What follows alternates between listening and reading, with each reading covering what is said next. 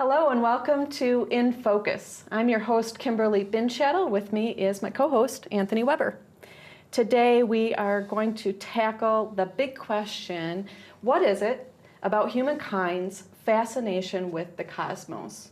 My two guests with us today are Mary Stewart Adams, welcome. Thank you. And Jerry Dobek. Thank you. Thanks for being with us. Yeah. Now, Mary Stewart Adams, she is a star lore historian. She does a weekly radio program on IPR called Storyteller's Guide to the Night Sky, so you may have heard her voice at least in the area. She's the founder of Fairy Tale Moons, which I hope to hear a little bit more about, but she's also the director of the Headlands International Dark Sky Park, which is a fairly new park up in the Mackinac region, and is here to talk about the culture and history and lots hopefully more in depth about our fascination with the cosmos.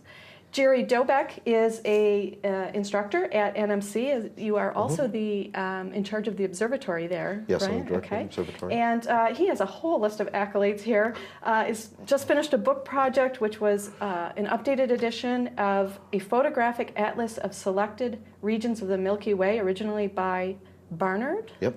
He is also a NASA Jet Propulsion Laboratory Solar System Ambassador here in northern Michigan. He's the site coordinator for Project Astro, which brings science into K through 12 classrooms. Yep. You're a busy guy. You also have a Master of Science with honors from Western Sydney, Australia, which is the equivalent of a PhD here, for your research in small amplitude red variable stars. That's correct. And you are a Royal Astronomical Society Fellow. Also working on a second PhD. I don't know how you find the time. I think I have to go back to my office and get to work on something. I'm getting kind of tired just I hearing know. the list. Are we out of time? Second PhD from James Cook University, and you've been studying dark materials. Yes, So, okay, welcome both of you. Thank you. It's good to be here. Yes. So I'd like to start, we want to tackle this idea. What is it about the cosmos that has entranced humankind over the ages? And either one of you, Mary, if maybe I know you have a real interest in the history here, could you start and give us a brief history of that fascination? I can. It's a big question, but one of the ways I like to start or like to approach that is to listen to what's being said by the contemporary astronomers. And so oftentimes you will hear that we are each of us made of star stuff.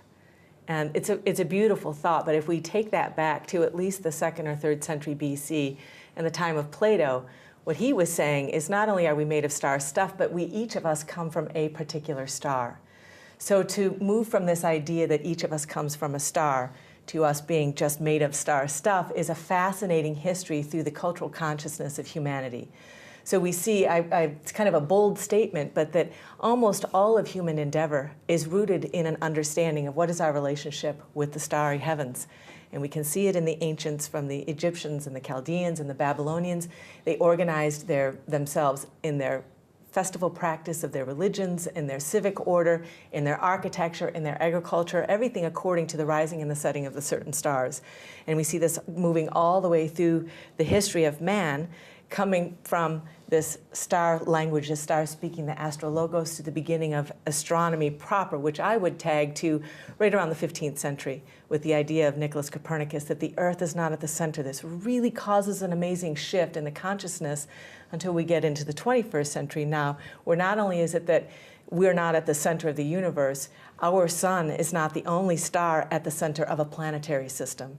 And so we can watch this unfolding through the cultural life of humanity if we're paying attention to what are the astronomers. These are and I mean this in our loftiest sense, these are our storytellers. They oftentimes are revealing things that we don't have access to, that we can't see. And so they create this image in us of, here's what I have found there. So I think that as we get more into the conversation, some of that will tease out. But I think just to bookend it with this idea that we come from a star, which is several centuries old, to the idea that we are made of star stuff. And what happens in between those two ideas to humanity? The fascination with the cosmos, it dates back even before any form of recorded history. I think it's human nature that we're inquisitive of that of the unknown or unexplained. As humans first looked up into the sky, they wondered what those objects were up there. Coining a phrase from The Lion King, what were those fireflies stuck up on the bluish black thing in the sky? Their fascination with that and what they were, why they were there, and then they began to draw the patterns from that, formulating early calendars based upon the constellations, these patterns in the sky, which brought the cosmos into a little bit more of how we can use it in everyday life, the early calendars.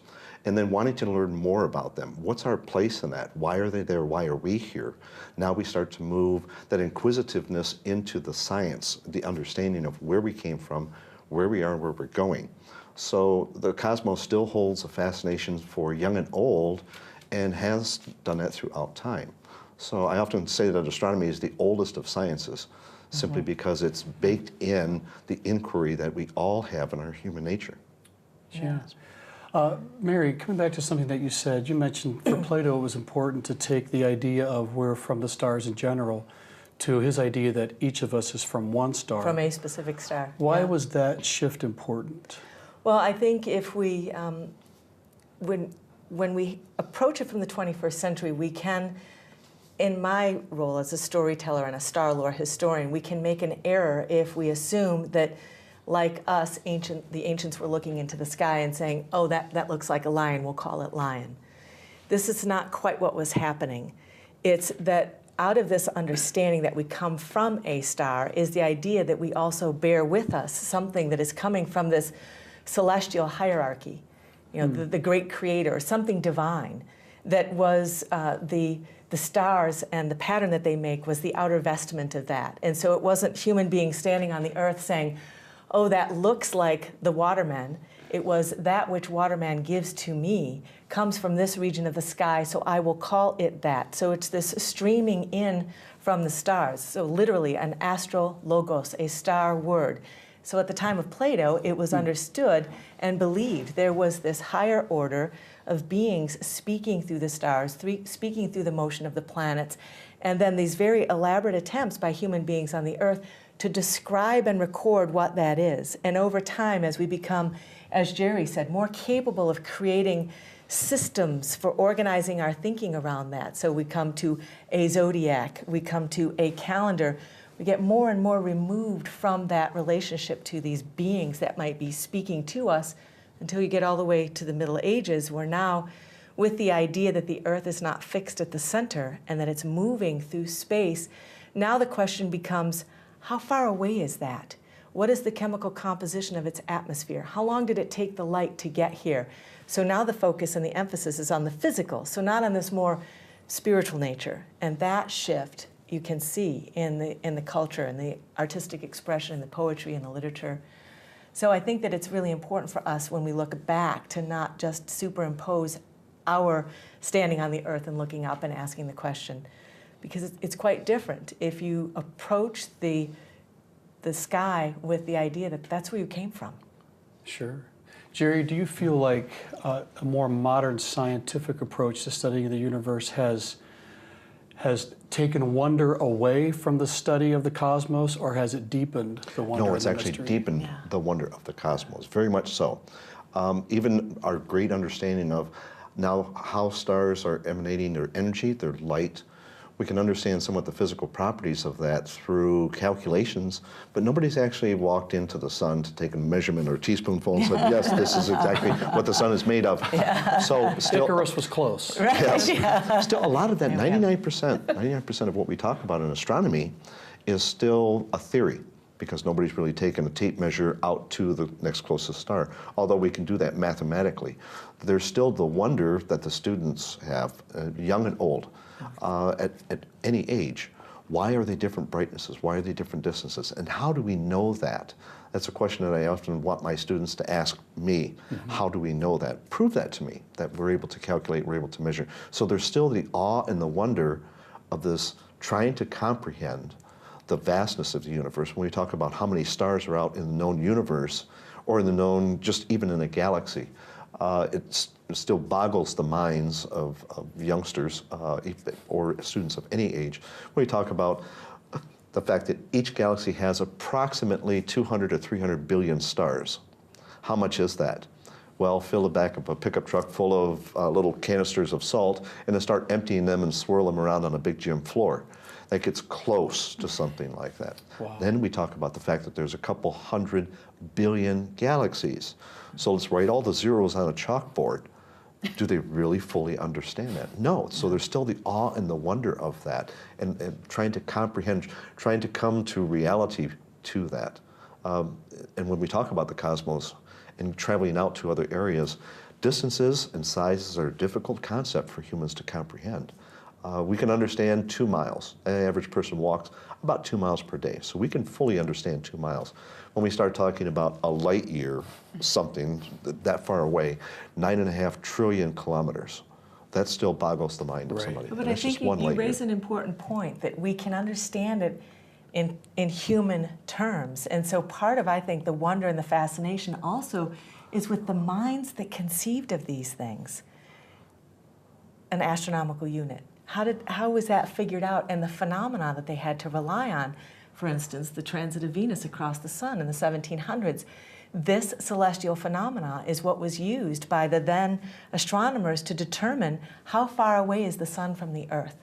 Watching that from different places around the world without the benefit of computers and satellites and telescopes, but out of very real human relationship. All right, I'm going to be in the northern part of Europe, you're going to travel down to the South Seas, we're going to have telescopes, we're going to measure this, and then however many years it takes us to get back together to compare notes, share the data, and then do the calculation. It's just fascinating to know that history. Well, I think when I think of, stargazing, if you will, and that feeling that I think most humans get is humility. It's a moment of true humility where you think, I am just stardust. I am this tiny little nothing in this huge universe. And so I find it interesting that there's some pushback a lot of times to scientific inquiry, but it almost sounds like, and I think, that the more we find out, the more vast it actually is than we think, the more humility there is. Yes, the more we investigate, the further we investigate on things. We're coming up with new theories all the time to try and answer questions that we have. And of that, maybe 1% is fact, 99% still remains theory. Because in answering a question, especially of the cosmos, often the answer to that question just leads to many more questions without an answer. Right. So, and that's the beauty of how much we really don't know. How much we really, really, truly don't know. And we're asking more and more questions every single day. If we turn the clock back just a short period of time, as Mary said, we thought 25 years ago our solar system was it. We're hoping there were other planets. Now we've discovered several thousand of them. Just think of what we'll find tomorrow as we continue to try and answer more and more of these questions. Are there Earth-like planets? Well, we think maybe. Are there Earth-like planets that could have liquid water on it because we think that would have sustainable life forms like us? Possibly. What do we need to be able to detect those? So we're trying to move forward with our questions. And a lot of that pushes forward our technology. Our modern technology is deeply rooted within the sciences, especially astronomy. Microcomputers, Velcro, all sorts of things come through. Tang. And I also would point out that it does from the storyteller's perspective, it's always really, really important that this technology, that this research, that this advance is human being affirming. Yes. Because there's, in the cultural life, there's a really interesting consequence when we're moved off the center and when we begin to move. So, for instance, just last month, the astronomy community announced that they found a star that is believed to be the sibling to our sun, HD 162826. It's in the region of the constellation Hercules. So in my work as a storyteller, I try to build culturally through what is the mythology, what is the story of this particular star pattern that we see, and then where are we now with this understanding? We can't see it with the naked eye, but we can hear this information that it's there and it might belong to our star, our sun, and how can we find a relationship to that connects us not only to the star, but to our own history as human beings. Mary, I know you like to talk about the cultural consequences of star lore, the stories that we tell. And before we started filming, we were talking a little bit about the connection between the stars and language. Yes. I thought yeah. that was insightful. Talk about a little bit kind of the history of how language and our understanding of the heavens are connected. Well, in my research, I have found that what was believed by the ancients, and what we call astrology, which has a really bad name, but to kind of lift it up from the profane, that it was the sacred speaking of the stars, the astral logos. And this predates writing anything down. And the understanding was that the fixed stars, what we regard as the fixed immovable points of light, these were connected with the consonants, the place that we stop in our speaking, and that the vowels were connected with the planets, this rhythmic motion. And to speak a word or to even write down a word was to actually reach into the realm of the stars and the planets and try to give expression to that here on the earth. And so when I think we were speaking also about the Homeric hymns and how oftentimes at the beginning you will have this almost begging for forgiveness that this sacred speaking of the stars is being set into stone or written down by man on the earth. Because once it finds itself to that tablet or even to that piece of paper, that printing press, or right into a texting, it's fixed. And the living nature of it is diluted and if not completely removed. At least in ancient times, or at least during the time that the Homeric hymns were being scribed, it was understood. This was a mighty task to try to speak for the stars between human beings. Okay, so I'm drawing from my memory of classes I took years ago about some of ancient literature. And if I remember correctly, it was not unusual for as you would see a story be rewritten over time, the consonants would stay the same, but there was a fluidity that was allowed in the vowels. Yes. Because you could still determine the word by the consonants. And it sounds like that's the connection that you're making, that there were certain things that didn't change, and certain things that stayed alive. And also that in the, you could say in the listener, that because there wasn't this capacity for reading, the repetition of what we would consider something the same prepared the listener to receive this lofty information. When you read the Homeric hymn to Demeter, the story of the abduction of Persephone, who's taken into the underworld, Demeter is described at least 3 different ways. She's the trim-ankled Demeter, she's the rich-haired Demeter, or she's the cloaked Demeter. And as trim-ankled, she's as a maiden. Rich-haired, she's a mother. When she's cloaked, she's lost her daughter. So this way of describing prepared the listener.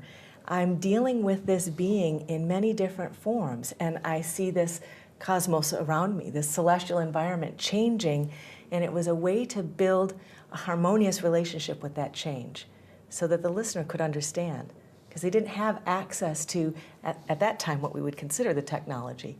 Sure. Just as today, not all of us have access to the telescope, so listening to the astronomers, and I mean this in the highest way, these are our storytellers. What are they saying? How can we build cultural life out of this research and discovery and ideas?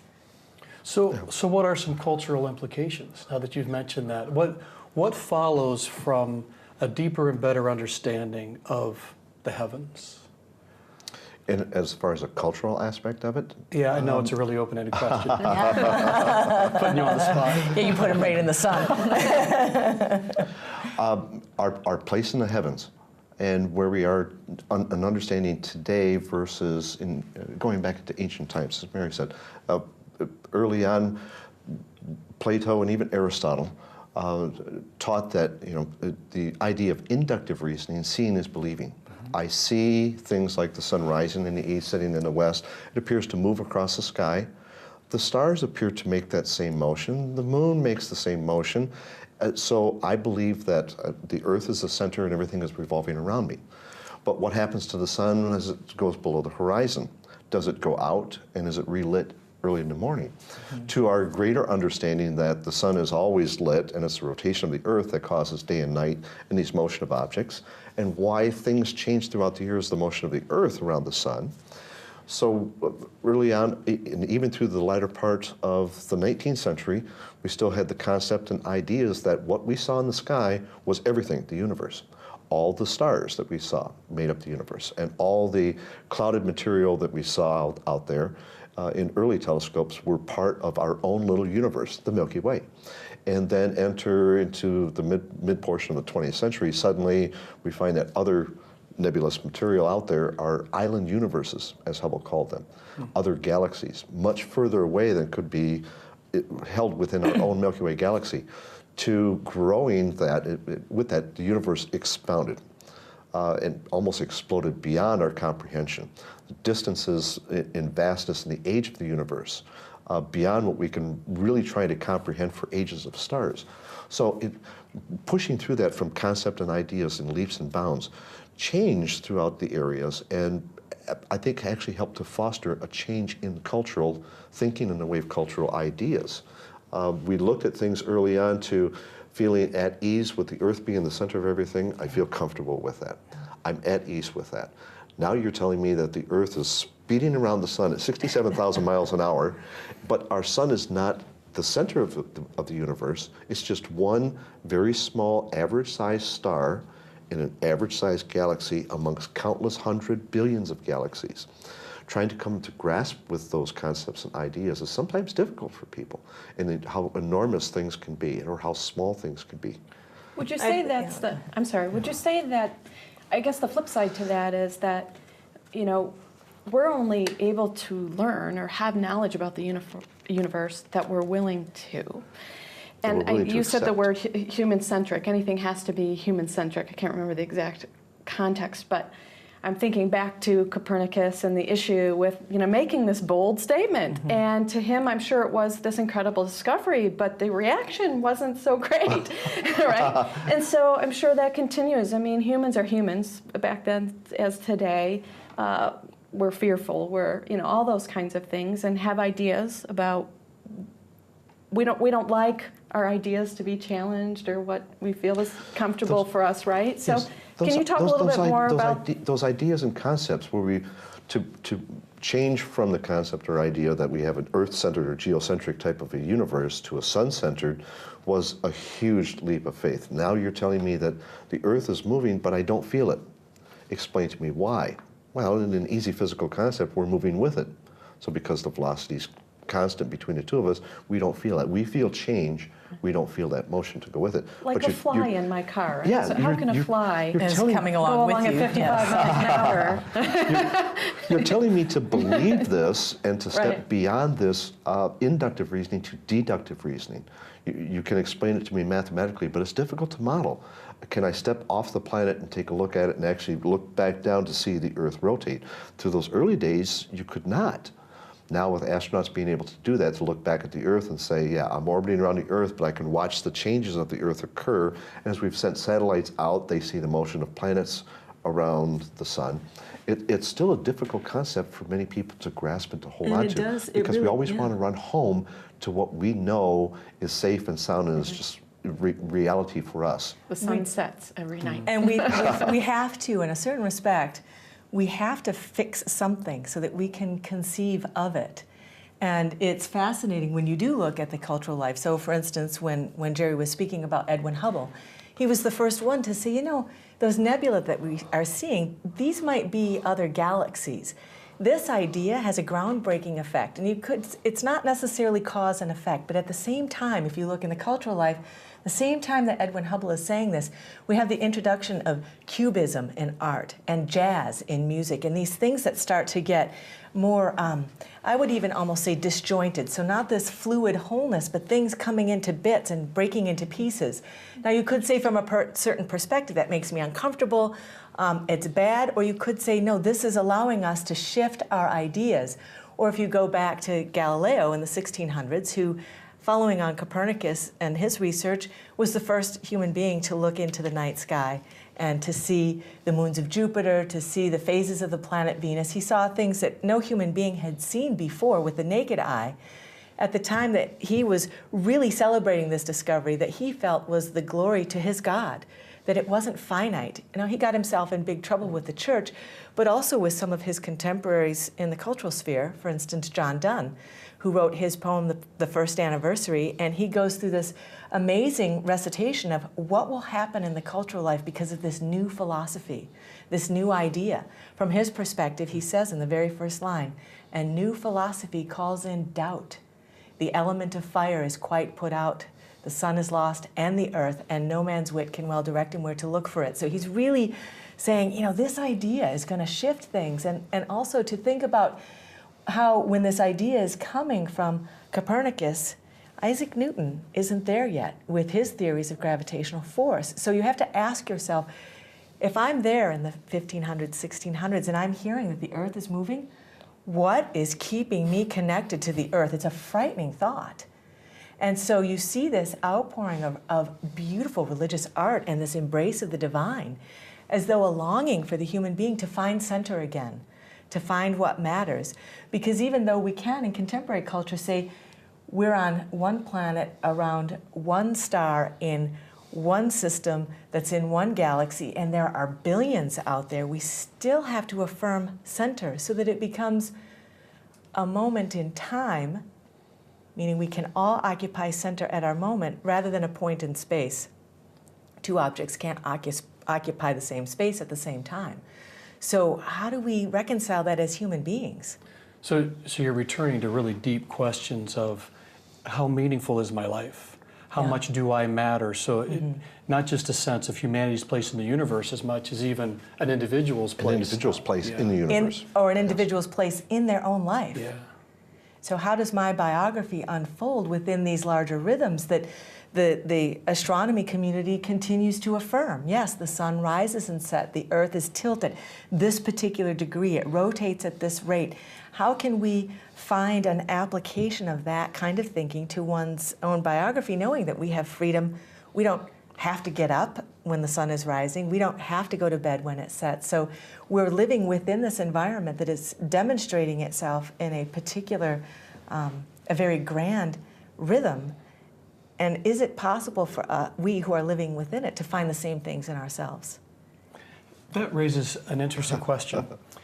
Actually, it raises several, but I'm not going to one for now. Okay. Speaking of living in the rhythms, kind of, technology allows us to live outside of the rhythms of night and day, different things like that, in ways that, well, in the last 100 years or several hundred years, just wasn't possible for people before. Do you think that the comforts of the Industrial Revolution and technology and all the things that we have now that allow us to control our environments more, do you think that has caused us to become disconnected with, in a sense, the rhythms of the universe, you know, the seasons, the sunrise and sunset, different things like that? Are these things that are inherently kind of contradictory, or do you feel like technology and progress enables us to more fully live in the universe that we're in? The technology we have today is both good and bad. I see it as a wonderful tool and a dangerous evil, because we often, we're going to use that technology to try to further our knowledge, to answer the questions, how far, how big, how bright, more information that we can gather from that. Telescopes have gotten much larger on Earth to allow us to see minuscule things. Even from Hubble Space Telescope, there's telescopes on Earth that are using a camera called a planet imager that are seeing planets around, as physical objects, around these distant stars, which is something we only dreamed about 20 years ago, but they're doing it today. So that technology is helping us. At the same time, I see it as a bit of a hindrance. Instead of utilizing more of the critical thinking skills or the thought process, the inquiry within ourselves, within our own mind, to invent new things. We're relying too much on that technology to answer the questions for us. Interesting in that, and I've had this conversation with several astronauts, the ability to go back to the moon, what's it going to take? Taking the computers, almost taking the computers away from today's engineers. So I'm not quite sure that they have the ability to do that. They've got all this technology, but when put up into a question that's never been asked before, they seem to rely on that computer, that technology, to try to answer it for them, instead of the inquiry, the thought process, the inventiveness. I think a lot of that's been taken away with some of the new technology. I would like to see students do more in daydream or imagine, because that's what takes us forward. Use the technology, but at the same time, don't lose that inquiry within our own mind. And that's wonderful, nice thing about looking up into the night sky. You can do it with a telescope, a small one, a couple inches in diameter, or one that has a mere 25 feet in diameter. Or you can lay back on the grass or a blanket. Or you can just go out there. Go out and look at the night sky without a telescope and still see the same beauty, still use the same inquisitiveness that it takes to move us forward as a culture, as a generation or society. You make a very important point, because there's something about the technology that can bring a great deal of ease into our lives, but also can inhibit our capacities for imaginative thinking. And I don't just mean make-believe, but thinking new thoughts about things that we can't always conceive of. And you could take something as simple as the line on a piece of paper. We could consider that technology and think about what are the consequences if I take a young child and I'm teaching them how to write. If I provide the line, then it's going to be straight. But if I take the line away, the child has to find something within the self to make that line straight. So at the end of the day, which way will create a stronger capacity in the child? So particularly in early education, I am an advocate for waiting as long as possible to put our youth on technology. And I think that we have an idea in our education system that the sooner we expose our children to technology, the better they'll be able to compete in a global market. But I think that if we inhibit their imagination and the capacities to dream and to wonder, then we are not going to create a healthy blossom later on. So we need to establish this sense of wonder, this sense of beauty, and also this sense of harmony, that things are harmonious, and then begin to take the pieces apart and examine them with the critical thinking, with inductive and deductive reasoning. But if we could base that, the way they do in Waldorf education, on the historic evolution of the consciousness of humanity, we don't get to computers and the kind of technology that we have in the 20th century until way late in the history of humanity. So we don't need to do it first thing with a child. We let them grow the way as human beings we grew. And when we eliminated their sense of wonder, or our sense of wonder, when we light up all the parking lots and buildings and we don't even see the stars. Yes, and please don't go take to this Chicago, the wrong, you might see please don't take this the wrong way. Technology is important, and it is important for students or everyday people to utilize technology and understand how to utilize technology. It makes our lives better, but to coin a phrase, there's a time and a place for everything. Yeah. We still need to foster that imaginativeness within ourselves and in students today. And I think a lot of that's lost from we're watching the clock, and I'm important with my cell phone, and when's the email message going to come in? Our everyday lives have become so reliant on that technology to guide us through every day. And I think it's fostered a lot in the school systems you need to learn this X amount of material in this Y length of time. And we only have so much of a constraint with that. We need to step back a little bit and have them think and imagine for themselves. Let them come up with their own answers and conclusions sometimes, the thought process. That's what will take us forward. Which I think ties into the art of storytelling, and I'm thinking of science fiction writers. Occasionally they'll hit on these ideas that end up becoming something that is created anew just because they allowed their imagination to run wild. The science we have today and the science we had in recent times, the science has come from the science fiction. Science fiction has often led the science to the new discovery. If you so can conceive one goes of hand in it, hand. you can achieve it. So, well, and that conceiving of it is also very important. Oftentimes in my work, I will ask how many people in the audience are familiar with the concept of a black hole, and every hand goes up. And then I'll say, how many of us know more than 5 star names? Not many hands go up. And it's an exercise in demonstrating how pervasive is the concept of black hole and how we lack a knowledge of the stars. And what is, just to ask the question, what is the consequence? If we are living in the United States, the statistic from the International Dark Sky Association is that almost 2/3 of the residents of the U.S. now live where they can't see the stars of the Milky Way at night. And if most of us can't see it and don't know the names, are we being cut off from our own history? Who were those men and women that conceived of these names, conceived of these ideas, got us even all the way to this kind of technology? And if we aren't naming it, can we know it? So I might be across the room from someone. If I don't know your name, what are the chances that we're going to be able to engage in a way that can inform us about each other. Do you think that's accelerating that arrogance then too? Yes, and much of as that we is, talked about the humility of, you know, just and I kind of think lying much back of that, and looking much at of the that is stars. changing our culture of that, because when we Yeah. talk about stars, we talk about these constellations and patterns of stars in the sky. Many of the people today cannot see them, so they're in wonderment of what are you talking about? I don't comprehend. It's actually changing our culture of that. Oh, it's something that I see in a book. So the projection of a book or a flat screen, even going into a planetarium, is not the same as viewing the nighttime sky for yourself. So a part of our culture has been changed because of nighttime pollution, which, by the way, is completely unnecessary, flooding up the nighttime sky. Right. And it would be nice if we could turn that back and bring back the nighttime sky. It would foster and bring back a lot of the wonderment, the questions, the inquiry, the imagination that goes with invention. And a restoration of beauty. And as Goethe Yes. said, beauty is everywhere a welcome guest.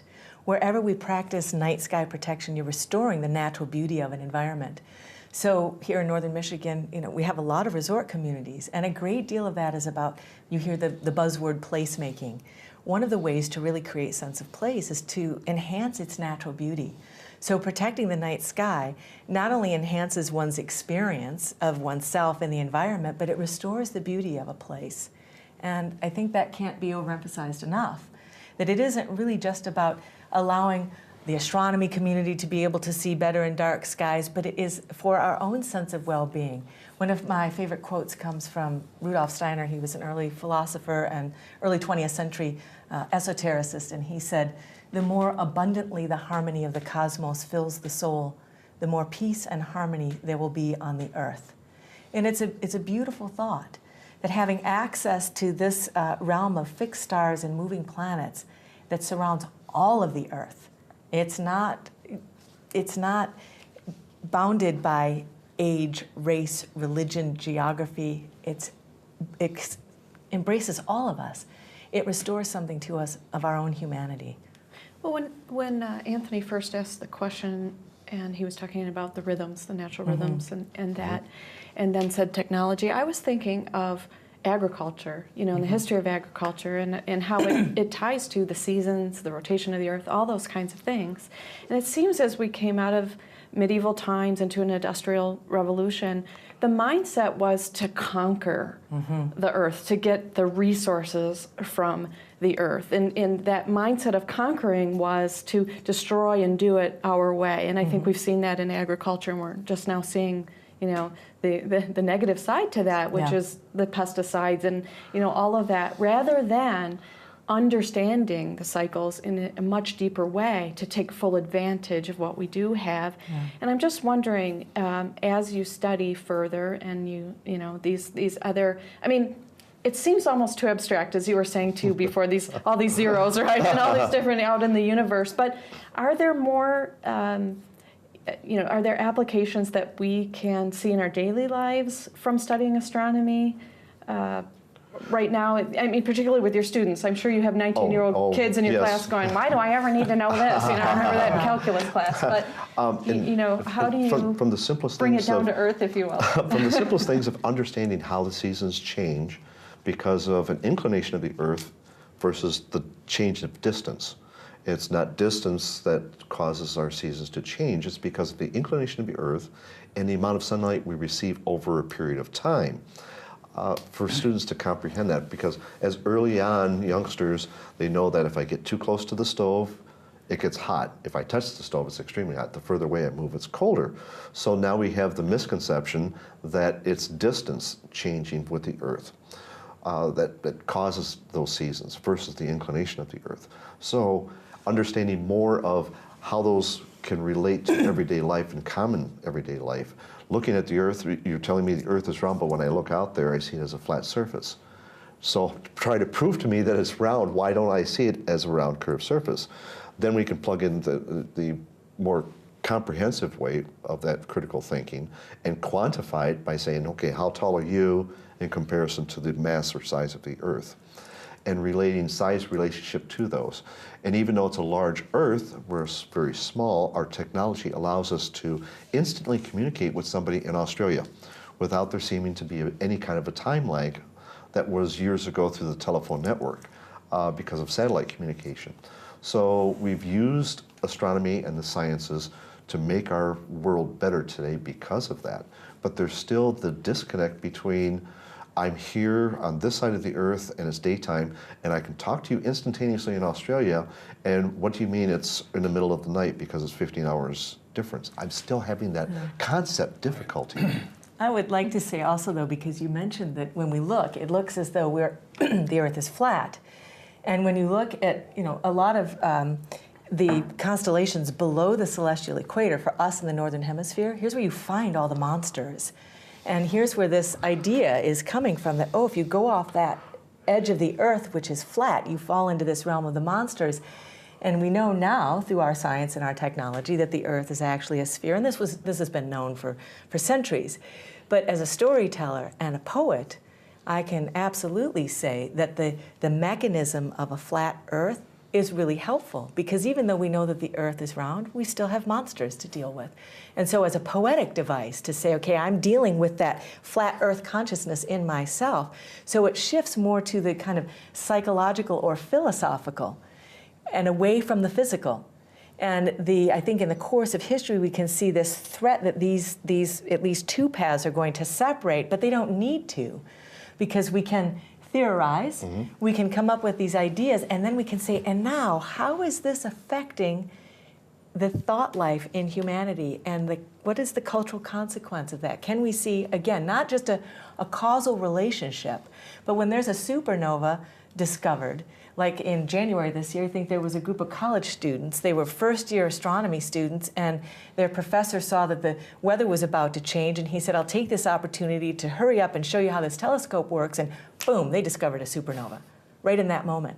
And I think last time we were together, I made the statement that that caused quite a stir in the astronomy community, but it also needs to cause a stir for the rest of humanity, because there's something in that we can use to, it's like a demonstration of a new thought, a new thing, a new idea about painting or writing or poetry. Okay, so speaking of new discoveries, new ideas, and new thoughts, you're doing current research in remapping dark material. Yes. Talk about that a little bit. A, what is it? And then B, what is it about it that fascinates you? Dark material, dark nebulosity, not to be confused with dark matter. That's the unknown or the unseen. Early on, when astronomers looked into the sky, and we can even see with the unaided eye, as dark blotches or rifts, even in our own Milky Way. We thought that early on that they were holes to our Milky Way galaxy. Through photographic process, we found that it's actual clouds of material. So now what are those clouds made of, and how are we able to measure those? Something like measuring a cloud in the sky above us. How can we do that? Only it's a cloud in the galaxy that's actually obscuring other stars.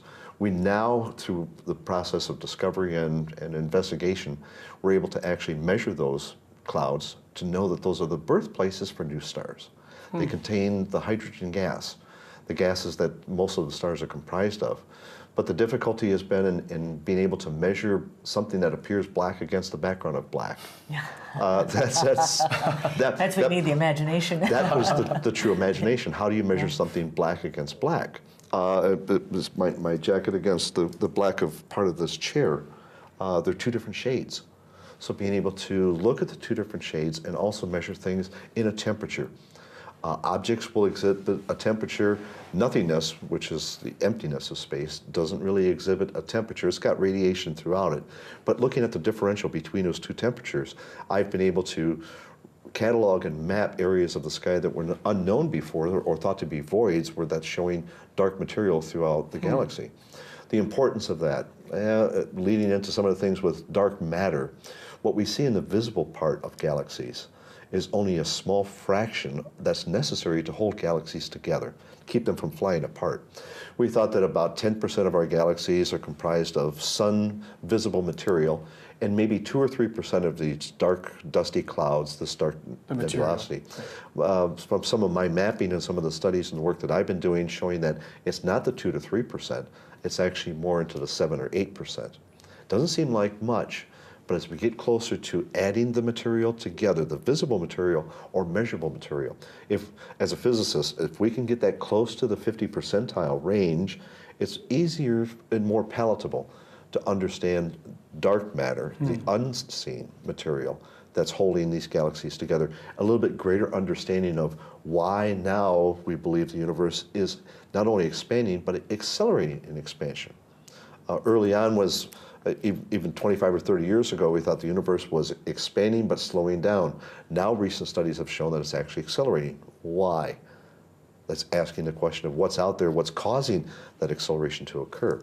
So it's looking at things and thinking outside the box. It's the inquisitiveness. It's asking the question, it's black against black, how can I measure that? That's a true critical thinking skill that takes a lot of imagination to put together something and come up with a concise answer to it. It's taken greater than 10 years, and I'm still not finished. I'm still working on it because it's a very large space to function through. And I'm looking at all different wavelengths of analysis, not just the visible, and it's something that astronomy has helped us with new technology. Early on, we see things and we see individuals, we see objects because of the reflection of light from those objects. But we've learned through the study of astronomy and through others that objects emit all different wavelengths of radiation and information. Not only seeing the visible cup on the table or the table, I'm able to measure that from its heat signature, even the differential from the heat inside of this room. So now I can see objects that may not be reflecting light or emitting light by looking at their temperature. Or maybe the energy emanating from them so small that I can measure that in the long wavelength of radio wavelengths because it's emitting a small amount of energy. Well, what about the high energy things, the things that are not visible, those that emit energy in X-rays and gamma rays, such as supernovae, areas around black holes, active areas of the center of galaxies. And then don't you think that this brings us back to the overarching question or theme, which is that although these things are so far from us we can't see them, or that it's not, as you said, not just the distance that is allowing us to measure the heat, but that it's still striving to answer this question, how can my knowledge of that tell me about who I am and why I'm right here? And so it's a very intimate level of research. It seems it's intangible, but it's the most intimate. And I think that when we can combine the cultural life and the cultural consequences of astronomical thinking with what we see as a humanity, that then it restores that sense of, yeah, I am central in my thinking and in my activity. I might not be at the center of what all of this is, but I have to find myself at center in order to conduct this research, in order to do these things. So I can make use of the thinking and the discovery of all of the people that came before me and conceived of these ideas, and they can inform my activity and what I create in the world. Okay, so here's kind of a big picture question. As you're talking about the storytelling, and we're talking about the history of discovering the universe, and at times there's clashes between religion and science, and you see a lot of stories that are tied up with the religious urge in people. As you look back through history, you see a lot of the religious urge in humanity focusing in some sense in the heavens. Do you feel like the unfolding discoveries of science, as we increasingly, in one sense, take away some of the mystery, and yet in another sense, keep realizing we're just peeling back layers? Do you feel like these are in opposition to each other, or do you see these, in some sense, always being companions as humanity not only discovers more through science, but continues to tell stories in different ways? I think they definitely have a relationship, and just like any relationship, it gets stormy and they turn away from each other, but they belong rightly together. And I think that in contemporary culture, and I feel like I'm saying that over and over and over again, but we have a tendency to, at least from my perspective, and I mean this with the utmost respect and no offense, that astronomy or the sciences seem to act as though they are the parent rather than the sibling of these other streams of knowledge. And so there seems to be a restoration of that relationship so that one might lead for a period of time and then the other leads, and not by diminishing or dismissing what the other one brought. And if you look in the course of your own life, there are ideas that really drive certain periods of time. But if you try to apply that to this whole course of human history, that period of time wherein the human life might be a decade will take centuries to work itself out. And so I would say that certainly since the Copernican revolution, with this idea that the Earth is not at the center and it's moving, the scientific thinking has definitely and of necessity been leading the way, because it's in this sphere and in this path of activity that we can arrive at this ability to think in abstract ways. It gives us freedom. It gives us this idea of infinity. You know, how do we conceive of those things? And then the art and the color, the story that can rise up out of that, that can stand rightfully in line with the traditions of former cultures. This was the way to impart the moral wisdom, the moral imagination, the moral tradition. And I think that this moral nature and the scientific approach, they have a hard time being together. And I think the story realm, can inform that moral nature so that the science that we are conducting can be informed by that. So the story is the bridge. They need to inform each other so that we don't go off into a never-never land, but also so that we don't conduct research that's going to really decimate the nobility and the integrity of being human and being in this environment that we are still trying to understand. And one of the first steps is to get ourselves out in the dark, experiencing ourselves. Who am I when I'm in the dark? Immediately fear starts to show up. I mean, I admit it, I'm afraid of the dark. I'm a program director at an international dark sky park. And I get scared just as much as the next person. Some cracks in the woods, like, what's that? So living with that, not knowing. And, you know, and a telescope in that moment might help because I could, you know, slam it against whatever that thing might be. But it's to really be very human and very humble about it. That, yes, I can amass this incredible knowledge and put it in the service of the human being, and I still need to know myself as a human being on the earth without these resources, just my own imagination and the natural environment. What's that? And not to affirm that there is or is not, in either sense, a superior being. As humans, what sets us apart from other creatures, other animals, is our ability to have faith. And I have a scientific background, but I have faith in my scientific background. So that's what leads me to move forward. I can explain the cosmos through the scientific process and mathematically, and I have faith that there's more yet to be learned. So is having that kind of a, as I said, not to affirm or not or disaffirm a superior being. It's our ability to have a faith in that sets us apart and keeps us in the inquiry based in the thought process of asking the questions, why? First of all, why are we here? Did it just happen because? Maybe, or maybe not. And I keep an open mind with that. And as a true scientist, I keep an open mind with that. Yeah, we just had this interesting experience with a brand new meteor shower, which was named the Camelopardalids, out of the convention that is practiced now, which is that the seeming radiant, or the center point from which the stars shoot, is in front of a certain constellation, so we name the meteor shower according to that. But what's happening, according to the description of contemporary science, is that we're moving through the trail of stuff left by a comet when it comes through our system. Now we have to back up from before Copernicus and say, okay, if you're not operating with the idea that the Earth is moving and you're naming a meteor shower, now why are you naming it that? The Perseids, for instance. It's named the Perseids because it was believed that Perseus, as a hero, was sending his strength toward the Earth. So you see this shift in consciousness, and that now we say, well, here's the convention for naming, which wasn't what was being practiced by the ancients or by cultures even just prior to Copernicus, and yet we're still connected to each other. So how do we, I feel like we have in the 21st century, because of our technology, but because of this wealth of information coming toward us from our own history, we have this opportunity to, and again, I don't mean this to diminish it, but to kind of play with these ideas and see how they fit. And the capacity to play with it is dependent on a healthy imagination, which means a healthy experience in a natural environment.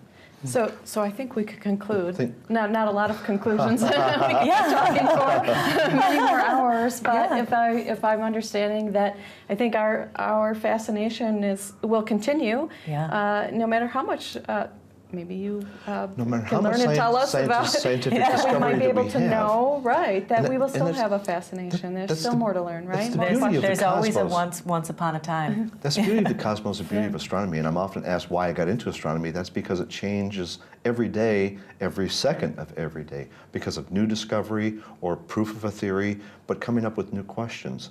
And the beauty of astronomy, and I tell people that all humans are fascinated with two things: dinosaurs and space. Dinosaurs are sometimes difficult to bring to you. But space is something you can have out of your own backyard. You could spend the time visiting an observatory, a planetarium. You don't have to. You can spend time looking through a telescope and hoping for clear, dark skies away from light pollution. You don't have to. You can just go out at night, look up into the sky, and ask yourselves the question: why are they there? Why are those patterns still there? Why do I still recognize those patterns? What's so important about those? Where did I come from? Where am I going? How is it going to benefit us here on Earth? A lot of things done in astronomy help to give us a greater understanding of where this planet came from and where it's going. What's going to happen in the next 4.5 billion years to us? And how is the way you are describing that to me? What does it give rise to in me when you I say think it we that have way? to leave that as the final question for our audience, Yeah. because we're past time. We're nudging each other over here. We do this every time. We're like, Thanks, oh my Sherry. God, everyone keeps talking. So that's the final word. Go out into your own backyard, ask those questions, keep that curiosity and fascination Yeah. going. And thank you for joining us in the conversation here at In Focus.